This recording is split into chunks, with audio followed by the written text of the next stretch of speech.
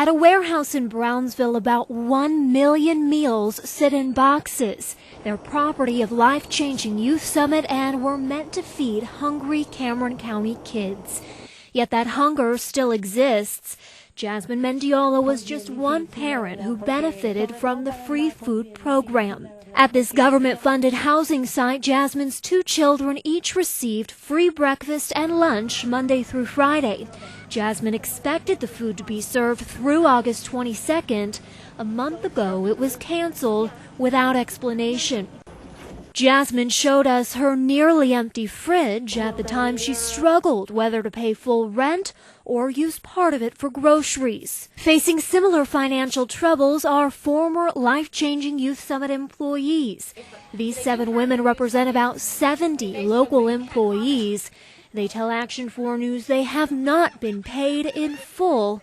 Rosalinda Castillo says Life-Changing Youth Summit owes her over $1,000. I had to go and get one payday loan, and now I don't have the money to pay it. Daniela de la Cruz says this was her first job. And I was going to use that money to buy the back-to-school stuff, but I don't know if I can buy everything. So what went wrong with Life-Changing Youth Summit? Action 4 went to nonprofit founder Bruce Carter for answers. This is a failure.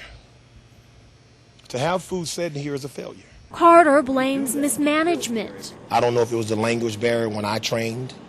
I don't know if the training that we did after was sufficient, but who knows? Carter says he expected all the food to be used. When people ask where's the money, it's in these boxes full of unused food. Right here we've got some vitamin powdered milk, plenty of boxes almost up to the ceiling. These never made it out to the feeding sites because Carter says there weren't enough kids participating. We thought we could easily feed 5,000 kids daily based on the need. Carter criticizes local employees for not getting the word out about the free food. He says local management also hired far too many employees. In other words, overstaffed. You know, you have at one site 20 employees and you have 40 kids. We got attached to those children. We went and worked hard each day and like volunteers. We're not volunteers, we're workers. Employees call Carter's explanations excuses. They hope to speak with him in person. Instead, Carter did not attend the children's event where he told Action 4 he would be. They just want to talk to you in person. Amber, let's do this. You told me you would be there today, sir, and now you're not there. They want to talk to you in person. What's wrong with that? Let me say this.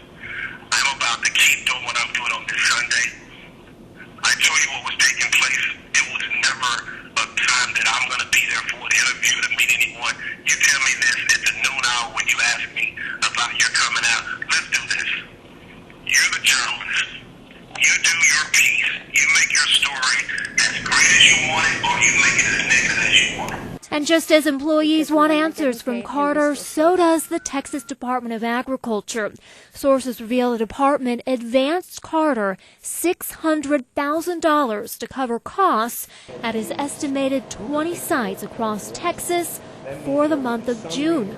Documents state the TDA will not release any more funds until Carter can prove how he spent that taxpayer money.